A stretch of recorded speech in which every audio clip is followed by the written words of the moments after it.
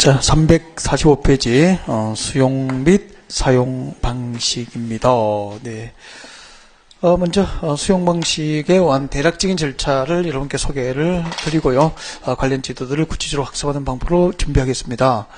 자, 도시개발 사업을 수용 방식으로 합니다. 수용 방식. 우리 앞 시간에 도시개발 사업을 수용 방식으로 하는 목적이 있었습니다. 목적. 어떤 경우에는 도시개발 사업을 수용 방식으로 하게 될까요? 우리 이렇게 했었죠. 주택 건설에 필요한 택지 등의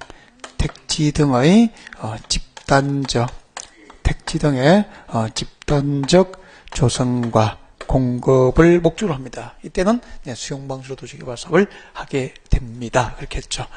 자, 그러면은 한번 봅시다. 그럼 여기서 이제 신도시를 개발합니다. 신도시를 개발하는데 사업전토지, 도시개발 사업전토지를 법에서는 종전토지라고 그래요. 종전의 토지, 사업전토지죠.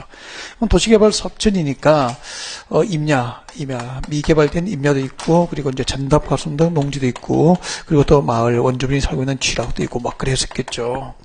그럼 이런 지역에서 이제 신도시를 개발할 때 이 동네에서 아파트 건설, 주택 건설에 필요한 택지 등을 집단으로 조성해서 개발자들에게 공급할 것을 목적으로 합니다. 이때는 이제 수용 방식으로 도시개발 사업을 하게 되죠. 그러면 한번 생각해 보십시오.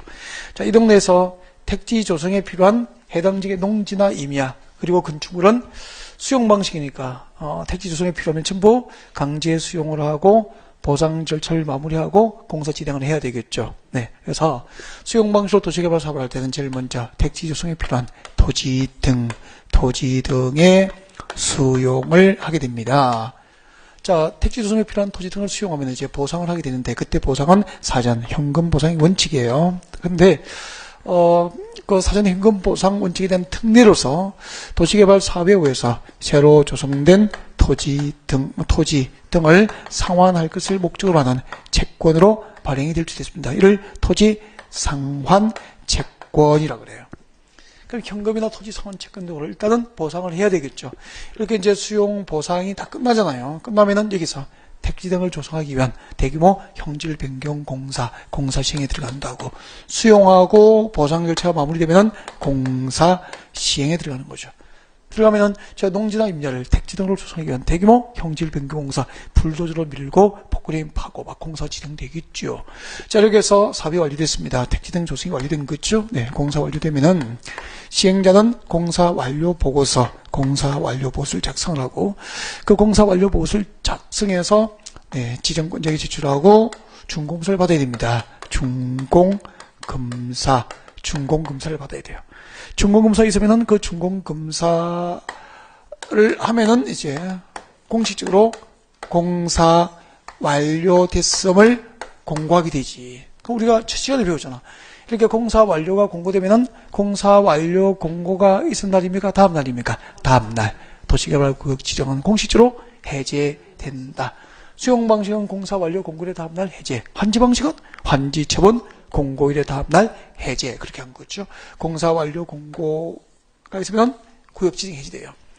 근데 여기 때 물어봅니다. 지금 수용 방식으로 도시개발 사업 공사 완료됐다는 것은 건축 완료입니까? 택지 등 조성이 완료된 겁니까? 택지 등 조성 완료를 의미하거든. 그럼 이 조성된 택지 등 건축할 자, 즉 개발자들에게 공급을 해야 될 거 아닙니까? 그래서 이제 공사 완료 공고 이후에 수용 방식에 의해서 새로 조성된 토지, 그러니까 원형지입니까? 택지 등입니까? 택지 등으로 새로 조성된 토지를 건축업자들이죠. 개발자에게 조성 토지를 공급함으로써 모든 사업 절차가 마무리 이렇게 돼요. 이게 수용 방식에 의한 도시개발 사업 과정이 이렇게 진행된다고요. 네. 자, 이렇게 조성 토지를 공급해야 되는데, 4년 전에 도시개발 사업을 수용 방식으로 끝나면은 조성된 택지 등을 이제 개발자에게 공급하는 게 원칙이에요. 4년 전에 이제 미개발된 상태로 일부 토지를 그대로 개발하지 않은 상태로 공급이 가능해졌다고. 이를 원형지 공급이라고 그래. 원형지라고 합니다. 원형지. 미개발된 상태. 원형지니까 원래의 형태를 그대로 유지하고 있는 개발되지 않은 땅이잖아. 원형지를 공급하는 제도가 있다고. 원형지 공급제도. 자, 이렇게 됩니다. 자, 그림으로 보면은 이게 도시개발구역이었죠. 자, 여기는 이제 산지도 있고 전답과 송등 임야도 있고 막 그랬었잖아. 있으면은 이 도시개발구역 안에 토지 면적, 토지 구역 면적 3분의 1 이내입니다. 구역 면적 3분의 1 이내에서 미개발된 상태 이대로 원행지 상태로 공급하는 거죠. 이게 원행지 공급 제도가 되는 거야. 구역 면적의 3분의 1 범위 내에서 미개발된 상태의 토지에 공급이 이루어집니다. 원형지 공급 제도가 있고요. 그 다음에 이제 나머지 3분의 1은 그러면 원형지입니까? 개발해야 됩니까? 개발해서 조성된 토지가 되는 거야. 이 구역 면적의 3분의 2 이상은 새로 조성된 택지로 공급을 하고 구역 면적의 3분의 1 범위 내에서 전체 구역 면적의 3분의 1 이내에서 미개발된 상태로 토지가 공급되면 원형지 공급 그렇게 합니다. 네, 다음 이 조성 토지와 원형지를 공급받거나 사용할 자로부터 그 대금의 전부나 일부를 도시개발사업청에 미리 받을 수도 있습니다. 이를 선수금이라고 합니다. 선수금. 근데 선수금은 이게 핵심이에요. 공공시행자하고 민간시행자가 선수금을 수취할 수 있는 선수금을 수취할 수 있는 요건 잠시 뒤에 체킹해 드릴 거예요. 선수금 수취 요건. 그러니까 공공시행자 선수금을 받을 수 있는 요건하고 민간시행자가 선수금을 받을 수 있는 요건을 비교합니다. 선수금 수취 요건. 그 다음에 이 도시개발 사업으로 새로 조성된 토지를 공급할 때 어떤 방법으로 공급하든지 조성토지 공급 방법, 조성토지 공급 방법. 일단 수업 들으시면 알고 있죠. 도시개발 사업을 수용 방식으로 완료했을 때 새로 조성된 토지를 이제 개발자들에게 공급하는 방법. 원칙은 뭐죠? 경쟁 입찰. 추천 방법 4가지가 있죠. 외워야 된다고. 나머지는 수익이야. 그렇게 해서 3가지 방법, 경쟁 입찰 방법으로 공급할 수도 있고 추천 방법으로 할 수도 있고 또 수의계약으로 공급하는 방법이 이렇게 있다고. 조금 이따 교재에서 다 체킹해 드릴게요. 그 다음에 이 조성토지, 이 조성된 토지를 공급할 때 공급 가격, 조성토지 공급 가격, 수용 방식으로 조성된 토지를 개발자에게 공급할 때 공급 가격을 산정할 때 기준은 뭐죠? 감정평가업자 평가한 감정가격 기준으로 공급가를 결정하는 게 원칙이에요. 원칙인데, 이제 학교 용지라든지 공공시설 용지 등은 이제 이렇게 감정가격 이하로 할 수 있는 경우도 있습니다. 조금 더 체크해 볼까요? 자, 수용 방식에 관한 사업 절차가 어떻게 진행되는지, 그리고 이 제도에서는, 수용 방식의 사업 절차에서는 어떤 제도들을 우리가 수험 준비해야 될지 여러분께 소개를 한 거야. 대략적인 개념하고 절차, 그리고 제도 소개를 했으니까, 이제부터 본격적으로 하나씩 짚어가면서 구체적으로 공부를 할 수 있도록 그렇게 합니다. 토지 등의 수용부터 같이 보겠습니다. 이론 교재 345페이지. 345페이지 보면은 저 위에 시행자의 수용과 사용 나와 있습니까? R. 그 밑에 양괄호 2번 별표하면 돼요. 그 R과 양괄호 2번 별표해드린 것을 지금부터 제가 필기하면서 설명을 드릴 테니까 처음 들으신 분은 필기를 하는 게 좋을 것 같고요. 두 번째 하시는 분은 책을 설명 듣고 교재를 딱 짚어가면서 어디쯤 하는지 체킹하면서 수업을 들었으면 좋겠어. 아셨죠? 처음 들으시면 필기하는 게 좋아요. 그 위에다가 자 토지 수용부터 할게요. 토지 등의 수용, 토지 등의 수용입니다. 자, 택지 조성에 필요한 토지 등을 누가 수용할 수 있을까? 1번 수용주체. 자, 도시개발 사업을 수용 방식으로 할 때 토지 수용을 할 수 있는 자, 수용 주체는 누구냐면은 사업시행자입니다. 사업시행자가 토지 수용의 주체가 됩니다. 사업시행자는 사업시행에 필요한 토지 등을 수용할 수 있다. 그렇게 돼요. 자, 그때 시행자는 아까 했잖아. 시행자는 국가 등 공공이 있죠. 국가 등 공공 시행자가 사업시행자 지정을 받을 수도 있고 또 토지 소유자와 같은 민간도 말할 수 있죠. 토지 수용의 주체가 될 수 있잖아. 그때 이런 교재 봐요. 이제 두 번째 들으시면 교재 보면 민간 사업 시행자가 토지를 수용할 때는 일정한 요건을 갖춰야 돼. 그게 아까 R 표시해 드린 거야. 양괄호 1번 제일 위에 보니까 시행자의 수용 사용 나와 있죠. 거기 보면은 민간 사업 시행자가 토지를 수용할 때 요건이 나와 있을 겁니다. 이렇게 돼 있을 걸. 사업 대상 토지 면적 얼마죠? 3분의 2. 사업 대상 토지 면적 3분의 2 이상의 토지를 소유하고 민간 사업시행자 토지를 수용할 때는 사업 대상 토지 면적 3분의 2 이상의 토지를 소유하고 토지 소유자 총수 얼마의 동의를 얻으라? 2분의 1 이상의 동의를 얻으라. 그럼 오늘 도시개발법의 수치는 면적대는 전부 3분의 2, 총수는 2분의 1 그렇게 되는 거죠. 뭐. 이럴 것도 없어. 그 다음에 여기서 이제 조심해야 될 게 있어. 제가 문제를 낼게요. 문제 내면은 이제 정답을 찾았으면 좋겠습니다. 자, 여기 집중하시고 문제 한번 맞춰봅니다. 조합은 공공입니까? 민간입니까? 민간.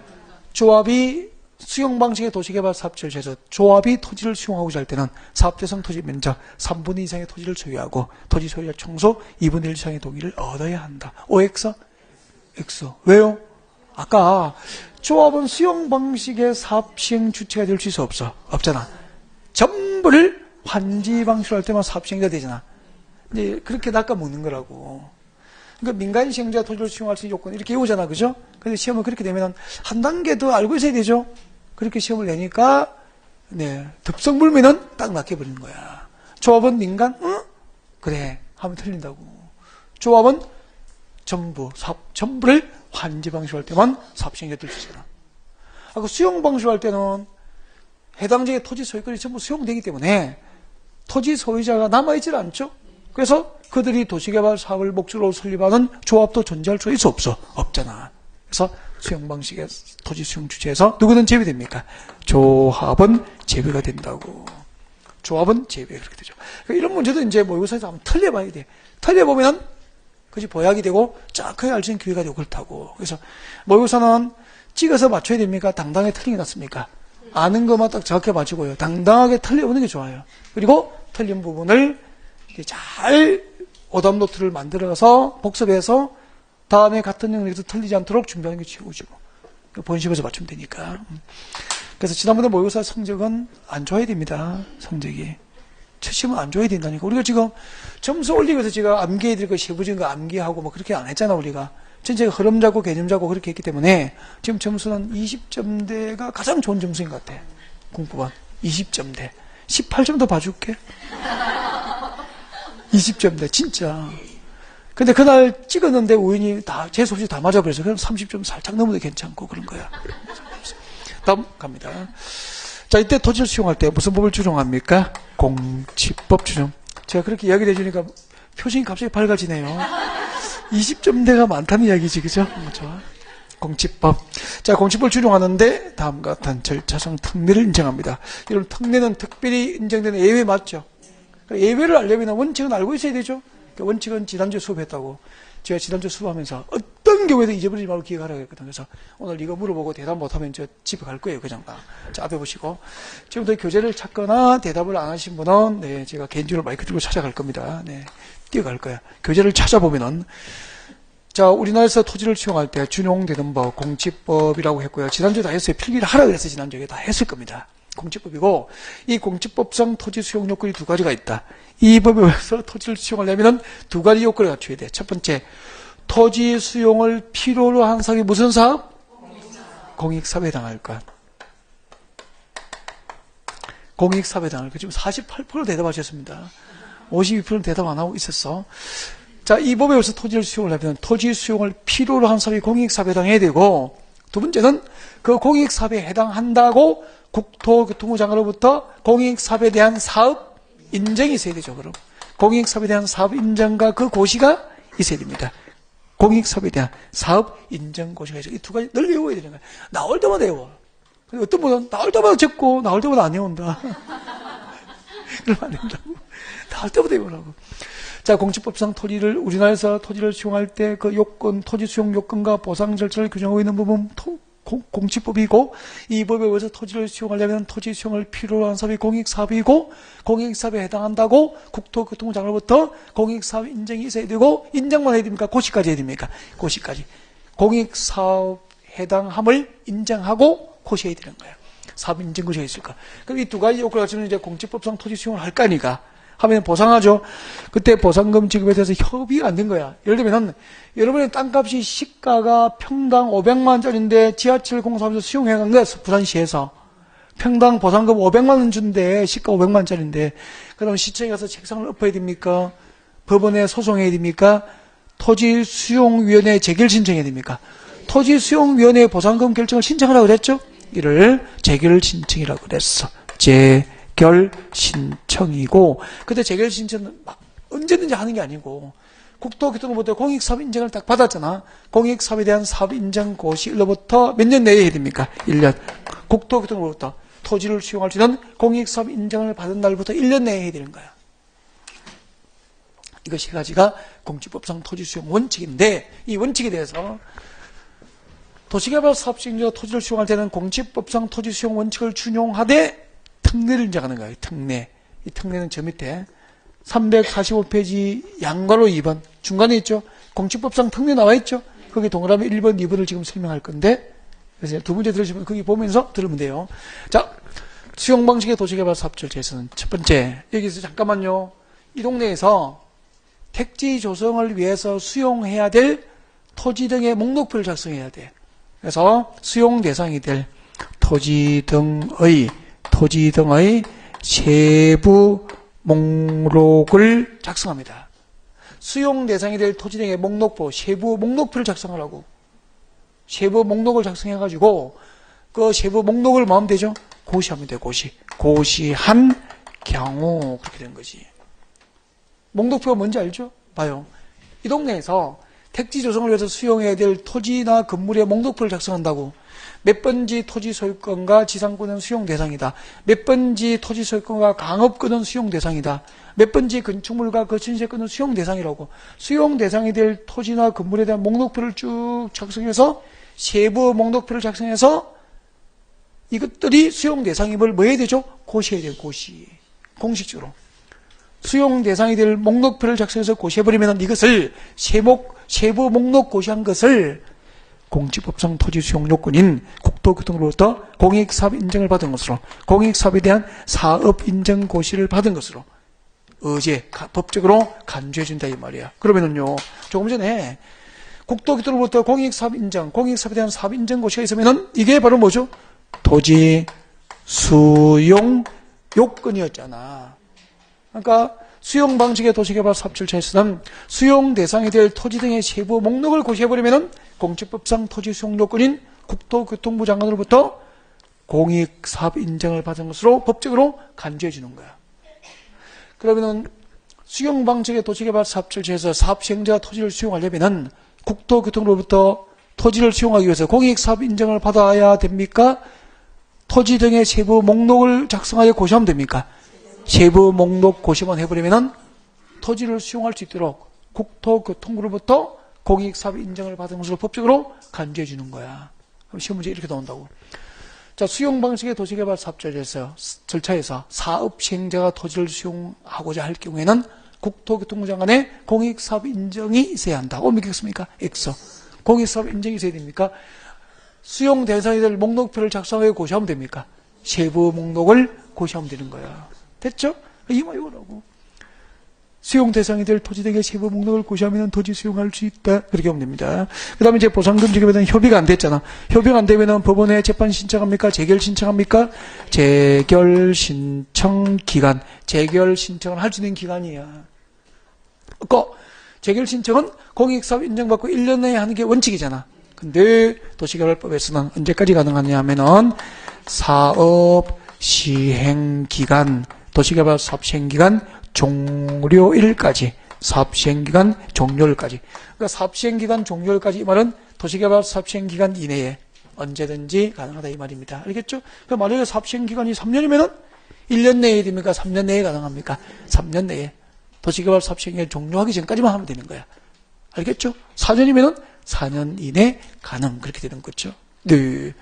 자, 이렇게 해서 이제 토지를 수용하고 보상할 때는 현금으로 보상하는 게 원칙인데 채권으로 보상이 나온다고. 그때 지금 발행되는 채권이 뭐죠? 토지 상환 채권 이런 뜻입니다. 토지 상환 채권 뜻이 여기서 이제 수용 방식으로 도시개발 사업이 이루어지면 아까 목적이 택지 등을 조성하는 게 목적이죠. 이렇게 도시개발 사업에 의해서 새로 조성된 토지입니다. 토지. 택지 등이잖아. 토지나 건물. 도시개발 사업에 의해서 새로 조성된 토지나 건물로 채권자에게 새로 조성된 토지나 건물로 상환할 것을 조건으로 발행하는 채권이 토지 상환 채권이 되는 거야. 그러면은 이 동네에 살고 있던 원주민들, 신도시를 개발하기 전에 그 동네에 살고 있던 원주민들은 해당 지역에 집도 있고 땅, 임야, 농지가 있었잖아. 이를 수용당하고 보상을 받죠. 현금으로 보상받는 사람들도 있고 채권으로 보상을 받는 사람도 있는 거야. 그 채권을 받은 자는 도시개발 사업이 끝나면은 이 동네에서 새로 조성된 택지나 상업용지로 상환을 받게 된다 이 말이야. 현금입니까? 현물입니까? 현물을 받을 수 있는 증서가 토지 상환 채권이 되는 거야. 아, 그렇구나. 이렇게 해서 이제 토지 상환채권을 발행해서 보상을 다 한다고 하고, 보상이 끝나면 뭐 해야 되죠? 공사 시행. 공사에 들어가는 거지. 그때 토지상환채권 간단하게 정리해드립니다. 토지상환채권 교재 봐요. 345 교재 제일 밑에 시행자는 줄 것입니다. 시행자는 줄 것이고 누구죠? 발행자가 된다. 빨리빨리 적습니다. 발행자. 도시개발법상 토지상환채권을 법상 누가 발행합니까? 시행자가 발행합니다. 다음 줄 거예요. 토지 소유자가 원하면 줄 것고 동그라미 1번. 그 뒤에 토지대금의 전부입니까? 일부입니까? 일부를 지급 줄 것고 동그라미 2번. 토지 소유자가 원하면 토지 등의 매수대금의 일부 지급. 책정 안 넘겠다. 좋아, 넘기고 가자, 그래. 자, 동그라미 1번. 토지 소유자가 원하면 동그라미 1번. 토지 등의 매수대금의 전부 지급입니까? 일부 지급입니까? 일부 지급. 그 동그라미 1번과 2번이 토지 상환채권의 발행 요건이랍니까? 발행 요건. 여러분들 보기보다 성격 급하시네. 발행 요건. 토지 소유자가 원하는 경우로서 매수대금의 전부 또는 일부 틀려요. 전부입니까? 일부입니까? 일부 지급을 목적으로 하면 토지 상환채권 발행이 허용된다고. 그래서 일부를 동그라미 해가지고 밑에다가 아니다 적어놔야 됩니다. 네. 뭐가 아니라고? 전부가 아니라고. 또 졸다가 또 형부가 아니라고 적으면 안 됩니다.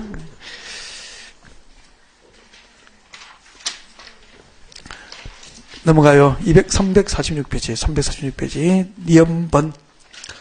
니엄번에 토지 상환채권의 발행 규모 나와 있습니까? 발행 규모. 줄 것이죠. 두 번째 줄에. 분양 토지나 분양 건축물 면적에 얼마를 초과하지 않도록 한다? 2분의 1을 초과하지 않도록 한다. 왜 발행 규모 제한을 해야 될까요? 나중에요. 봐요. 토지 상환채권을 발행하면 거기서 끝나는 게 아니고요. 이 채권자에게 도시개발사업에서 새로 조성된 토지나 건물로 상환을 해서 갚아줘야 되잖아.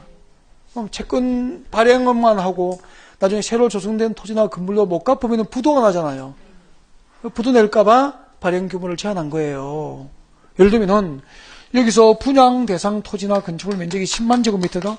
분양 토지 면적이 10만 제곱미터인데 채권자에게 상환해야 될 토지 면적이 12만 제곱미터라. 그럼 꼼짝없이 2만 제곱미터 부도 나잖아요. 그래서 10만 제곱미터가 분양 대상 토지 면적이라면은 토지 상환 채권을 발행을 하여 채권자에게 상환해야 될 토지나 건축물은 그 분양 대상 토지 면적의 2분의 1 이내니까 5만 제곱미터 이내로 발행 규모를 제한한 거야. 그 다음에 봐요. 근데 토지 상환 채권 누가 발행한다 그랬어, 금방? 시행자 발행하죠. 그럼 시행자는 두 개가 있잖아. 공공 시행자도 있고 민간 시행자가 있죠. 그럼 아까 발행하면은 거기서 끝납니까? 갚아야 됩니까? 상환해서 갚아야 될 거 아니야. 누구를 못 믿어? 국가 등을 못 믿어? 민간을 못 믿어? 민간을 못 믿잖아요. 그래서 민간 사업시행자 발행 때 임의로 발행을 못 해요. 은행이나 보험회사로부터 지급 보증을 받아서 발행하도록 규정한 거죠. 그래서 밑에 봅니다. 지급 보증 나와 있습니까? 네, 이유가 그거죠. 그럼 이때 지급 보증을 받아야 할 시행자 누구죠? 저 뒤에 봅니다. 민간 시행자는 줄 겁니다. 민간 시행자는 금융기관과 보험회사 등으로부터 지급 보증을 받은 경우에만 토지 상환채권이 발행되는 거. 그럼 10 이렇게 나온다. 지방공급법상 지방공사가 사업시행자인 경우 토지 소유자가 원하고 매수대금의 일부 지급을 목적으로 할 경우에는 채권을 발행하여 대금 지급을 할 수 있다. 믿겠습니까? X. 지방공사는 공공입니까? 민간입니까? 공공이죠. 발행 가능하죠. 발행 가능한데 지방공사는 지급 보증을 조건으로 발행할 수 있다고 하면 맞아, 틀려? 틀리는 거야. 지급 보증은 받을 필요가 있어, 없어? 없어. 공공이니까. 지급 보증은 누구만 받죠? 민간만 받는 거야. 다음 내려옵니다. 토지 상환채권 발행계획 승인. 발행계획 승인은 제일 끝에, 두 번째 줄 끝에 줄 거죠? 지정권자의 승인 줄 것이고, 이게 발행 절차가 되는 거지. 그러니까 도시개발사업시행자 토지 상환채권을 발행하고자 할 때는 발행계획을 작성해서 미리 지정권자로부터 발행계획 승인을 받은 경우에 발행할 수 있다. 나머지는 여러분이 읽으시면 돼요. 이제 설명 다 했다고. 오른쪽으로 갑니다. 347페이지 선수금 발표하시고요. 선수금 발표하시고, 자, 고개를 드시고, 자, 고개 들고, 자, 연필 다 놓을까요? 연필 다 놓으세요. 다 놓고, 자, 준비합니다. 앞으로 밀고, 들고 넘어갑니다. 오른쪽으로 우다다다다다다다, 더, 천천히 들고, 왼쪽 넘어갑니다. 따따따따따따따따, 더 들고, 뒤로 넘기면서, 합니다. 한번 하세요. 좋다. 자, 목도 한번 돌리세요. 목도 한번 돌리고. 나이들도 있고 얼마나 힘드실까? 자, 반대로 돌리고. 그 참 나이가, 요즘에 나이 물으면 말하기 싫더라. 그죠? 묻지 마세요. 한 10살 나이를 안다고요? 지금, 바람직이었는데 어떻게 알아. 나이가 한 10살까지는 참 안 갔던 나이가 너무 1년이 길었다는 생각이 들죠. 어릴 때 10살까지는 맨날 7살이고 맨날 8살이고 맨날 그랬던 것 같은데, 그죠? 그리고 10대도 나이가 잘 갔어 안 갔어? 진짜 안 갔잖아. 10대도. 그때 나는 10대 때는 한 살씩 올려서 이야기했다. 모르는 사람이 물으면은, 아니 15살이면 그렇게 16살이 되고 싶고, 특히 19살 때는 20살이 진짜 되고 싶은 거야. 그때는 청소년기 막, 질풍노도에 시키잖아. 막 그래가지고. 야, 그때는 막 빨리 20살 되면 어른이 되는 그런 느낌이 들고 싶어가지고. 그치? 19살 때는, 16살부터 20살이고 한 것 같아. 사복 입고. 교복 탁 벗어버리고 나가면 몇 살이야? 20살이다. 딱 그렇게 하고 막 그랬었거든. 근데 어느 날부터 이제 서서히 싫어지더라고, 이게. 그게 장가를 가고 나서 나이, 이제 그때 들은 것도 싫어지더라고, 이제. 그때부터 그런 것 같아. 늘 총각이어야 된다. 그런 막 그런 게 있었나 봐. 그래가지고 장가고 나니까 나이 들기 싫더라고, 이제. 근데 이제 마흔은 넘었습니다, 쟤. 안 넘은 줄 알았죠, 참. 그때부터는 진짜 이게 빠르게 가더라고. 진짜 내가 어떨 때는 빠르게 살다 바쁘게 살면 내 나이를 모를 정도로 진짜 순간적으로, 그죠? 이제 우리 나이가 빨리 가는 것 같아, 진짜. 근데 우리 50대하고 60대 형님들은 얼마나 빠르게 느낄까. 야, 그럴 것 같아. 50대는 시속, 그지? 50km 아니면 한 100km 느낄 거야. 60대는 한 시속 150 밟는 느낌이고, 70대부터는 자고 나면 한 살 먹는 느낌. 그렇게 빨리 가지 않을까. 야, 그럴 것 같아, 진짜. 그죠? 나이라는 게 그런 것 같아. 근데, 20대로 돌아가면 나는 싫어. 되돌려준다면은. 싫어. 30대도 싫어, 그냥. 지금 이 나이가 제일 좋은 것 같아. 제일 좋은 것 같아. 네. 다시 돌아가기는 싫어. 선수금 합시다. 시작합니다. 여러분, 도시개발설 수용방식할 때는 택지 등을 집단적으로 조성해서 공부하는 게 목적이기 때문에 제일 먼저 택지 조성에 필요한 토지 등을 수용하고 현금으로 보상함이 원칙인데, 토지 소유자가 원하고 매수대금의 일부 지급을 할 때는 채권으로 보상을 할 수도 있죠. 보상 절차가 마무리가 되면은 공사에 들어간다고요. 그 다음에 공사 끝나면은 공사 완료보를 작성해서 준공사를 받고, 그리고 준공사 이후에 공사 완료가 공고돼요. 공식적으로 사업은 끝났다고. 자, 이렇게 공사가 끝나면 이제 그 도시개발 사업에서 새로 조성된 토지를 공급을 하게 됩니다. 그리고 구역 면적 3분의 1 법인에 의해서 자연 친화적이고 복합지구 입체적인 신도시 개발을 지원하기 위해서 미개발된 상태의 토지를 공급할 수 있죠? 이를 뭐라고 했습니까? 원행지 공급이라고 그랬다고. 그때 이 수용 방식에 의해서 새로 조성된 토지나 원행지를 공급받거나 사용할 자로부터 그 대금의 전부 다 일부를 미리 받을 수 있게 됩니다. 이를 뭐라고 하죠? 선수금이라고 한다고. 그럼 선수금의 설명은 됐죠? 내려와요. 지정권자의 승인 해서 지정권자의 승인 줄 거예요. 이게 뭐죠? 발행 절차. 그러니까 토지 상환 채권을 발행하거나 선수금을 받을 수 있는 절차는 지정권자의 승인을 요하게 되는 거야. 발행 절차가 아닙니다. 죄송합니다. 선수금이니까 뭘 발행합니까? 발행 절차가 아니죠. 선수금을 수취하기 위한 절차입니다. 지정권자의 승인을 요하게 되죠. 네. 그 다음에 책자를 넘겨봅니다. 책자를 넘겨가지고, 선수금의 수취 요건은 여기는 이제 정리가 안 돼 있죠. 네. 그래서 선수금의 수취 요건 나중에 요약집 나가면 나갈 겁니다. 그래서 그때 정리를 하면 될 것 같습니다. 다음 내려옵니다. 5번 원행지부터 봅니다. 원행지. 원행지는 아까 이렇게 했죠. 구역 면적의 3분의 1 법인 내에서 미개발된 상태의 토지를 공급할 수도 있죠. 이걸 뭐라고 했습니까? 원행지라고 그랬지. 잠깐만 이야기를 좀 합시다. 이때 원행지는 이거 조금 이따 교재에 다 체크해 드릴게요. 제가 공급 목적이 있어. 공급 목적. 공급 목적은요. 이걸 학교 용지나 공장 부지로 직접 사용을 하겠다고 하는 자에게는 민간 개발자에게도 원행지를 줄 수 있어요. 공급할 수 있다 이 말이야. 그럼 여기다 우리가 캠퍼스를 꾸밀 때 전부 팽팽하게 밀어서 주면은 동산 이렇게 캠퍼스 꾸밀 때 오히려 더 조경하는데 비용이 많이 든단 말이야. 연못도 따로 파야 되고. 그런데 이 미개발된 상태로 공부하니까 여기다가 이제 건물을 지을 때만 땅 파서 건물 지으면 되잖아. 그럼 전부 모든 산을 다 밀어서 절도하지 않아도 되니까 훨씬 자연 친화적이죠? 그래서 자연 친화적이고 입체적이고 복합적인 이제 도시 개발이 가능할 수 있도록 원행지 공급 제도를 도입한 거야. 그 목적은 그거예요. 자연 친화적이고 입체적인 도시 개발을 목적으로 원행지를 공급할 수 있는데 그때 원행지를 공급할 때도 지정권자로부터 승인을 받아서 공급이 가능해요. 네, 지정권자로 승인을 받아야 되고 그때 공급 면적은 전체 구역 면적이 얼마나 그랬죠? 3분의 1 이내에도 공급이 됩니다. 그리고 또 원행지를 누구에게 공급할까? 원행지를 공급할 수 있는 대상자, 개발자. 원행지를 공급할 수 있는 대상 개발자가 누구일까? 주로 국가, 지자체, 지방공사 등 국가 등에게 공급합니다. 공공개발자에게 주로 공급해요. 근데 그 도시개발사업 개발계획 공모에 선정됐거나 개발계획 공개 모집에 공모에 선정됐거나 그 다음에 또 학교나 공장 부지를 직접 사용하고자 하는 자라면 민간 개발자에게도 원행지 공급이 이루어지게 되는 거야. 그러니까 그 민간 개발자에게 원행지를 주는 이유가 뭐냐면 요즘은 공장이요. 여러분 자동차 공장하고 반도체 공장은 공장의 특성이 같습니까? 완전 다릅니까? 완전 다르기 때문에 공장도 다르게 지어야 된단 말이야.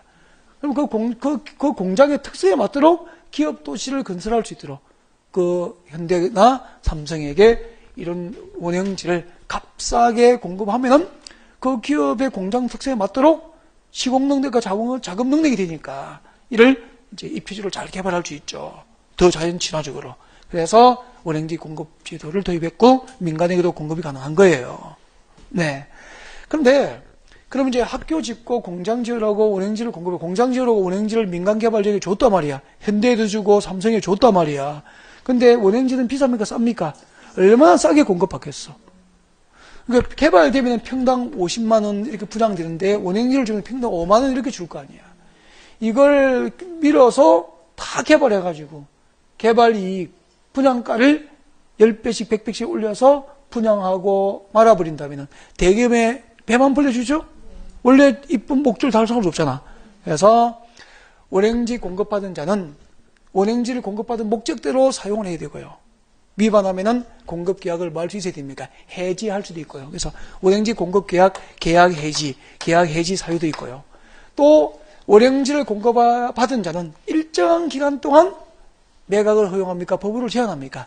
법으로 매각을 제한합니다. 매각 제한. 이런 것들을 우리가 수험 준비해야 될 부분이라고. 지금 말씀드린 것들을 교재로 일일이 밑줄 거 드릴게요. 교재 같이 보러 갑시다. 네. 자, 여러분 오세요. 348페이지 왼쪽 상단에 자 시작합니다. 시행자는 다음부터 밑줄 걸 주십시오. 도시를 자연 친화적으로 개발하거나 복합적 입체적으로 개발까지 줄 것이고 공급 목적이 됩니다. 원행지를 공급하는 목적은 도시를 자연 친화적으로 개발하고 복합적 입체적으로 개발할 목적으로 필요하다면은 대통령령이 정하는 절차에 따라서 다음 줄 것입니다. 미리 지정권자의 승인을 받아야 됩니다. 지정권자의 승인을 밑줄 긋고 지정권자의 승인을 밑줄 긋고 밑에다가 공급 절차가 되겠지요.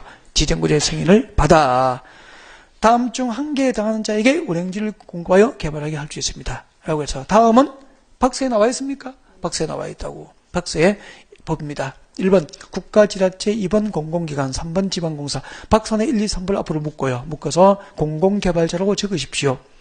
국가 등 공공개발자를 대상으로 공급할 수도 있고 그 다음에 4번 봅니다. 제일 끝에 줄 거죠. 공모에 선정된 자 줄 거고 개발계획 공모에 선정됐거나 5번은 전부 줄 것입니다. 원행지를 학교 동그라미 공장 등을 학교나 공장 등 부지로 직접 사용하고자 하는 자라면은 4번과 5번을 묶어서 읽어보니까 민간입니까? 공공입니까? 민간 개발자로 적어. 그래서 학교나 공장 등 부지로 직접 사용하고자 하거나 개발계획 공모에 선정된 자라면은 민간 개발자에게도 원행지 공급이 이루어진단 말이에요. 그 위에 봅니다. 그 위에 줄 것이죠. 이때 공급될 수 있는 원행지 면적은 박스 바로 위에 두 번째 줄입니다. 이 경우 공급될 수 있는 원행지 면적은 도시개발구역 전체 토지 면적의 얼마 이내로 한다? 3분의 1 이내로 한다. 공급 규모가 되죠. 공급 규모는 전체 구역 면적 3분의 1 범위 이내로 원행지 공급 면적을 제한을 하게 됩니다. 오른쪽으로 갑니다. 매각 제한 찾으셨습니까? 제일 위에 있습니다. 매각 제한 발표하시고 이거 암기 좀 하셔야 됩니다.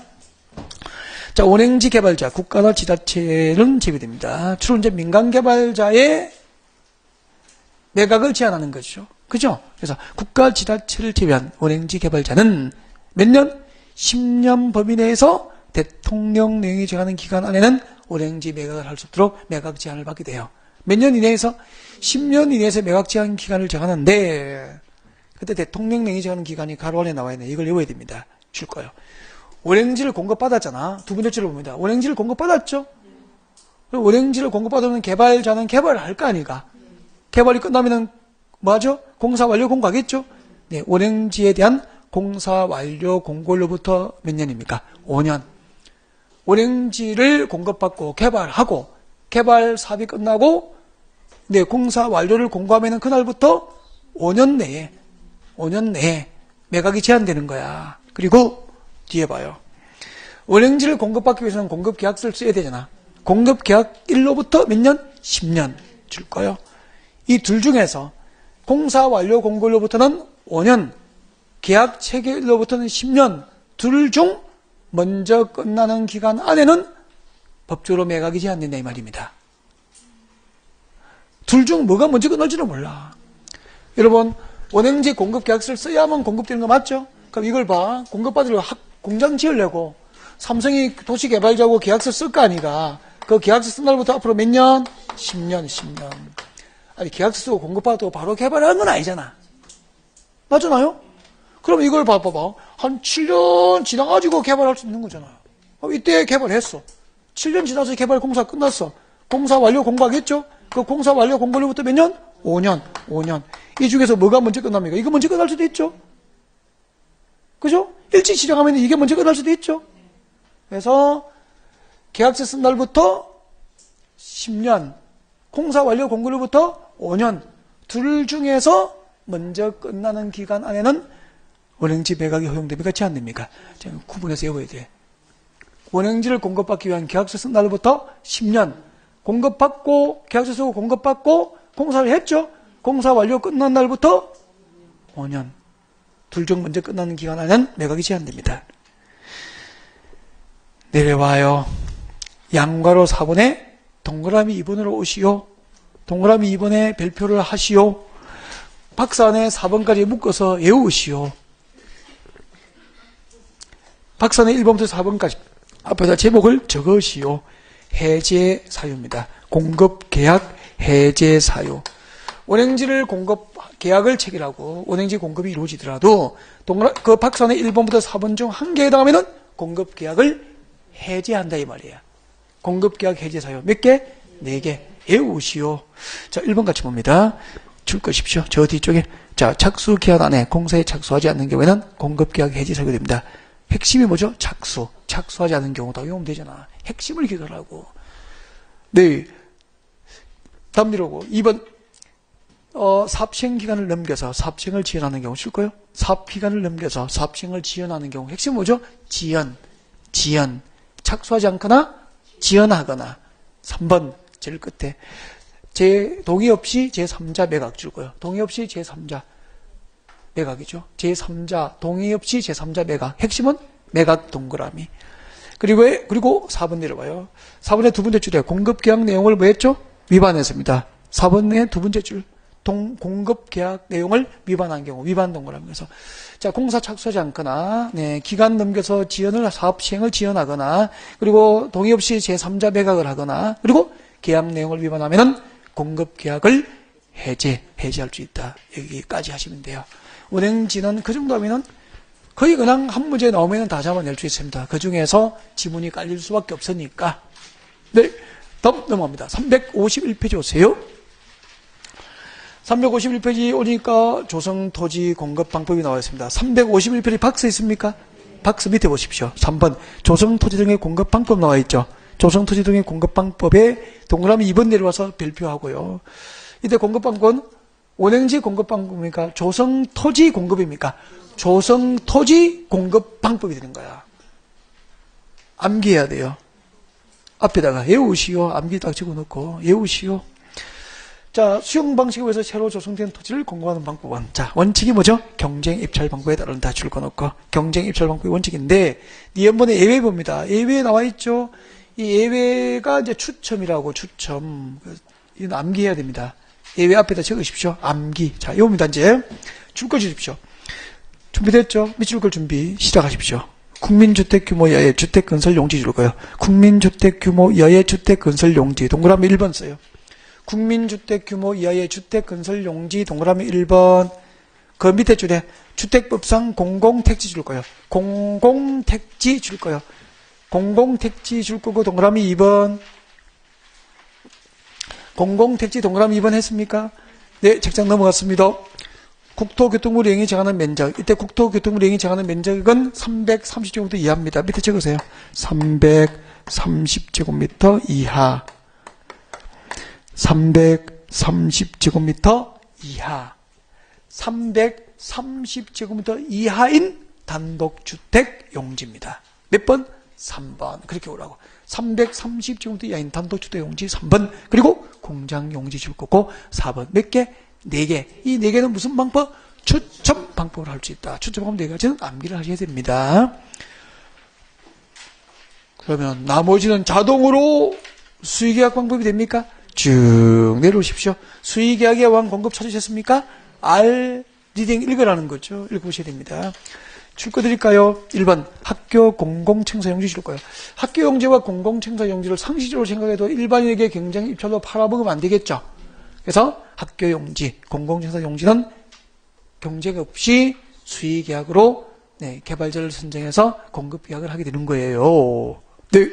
2번 실시계획에 따라서 다음 줄 거죠. 존치하는 시설물 유지에 필요한 최소한의 토지 줄 거예요.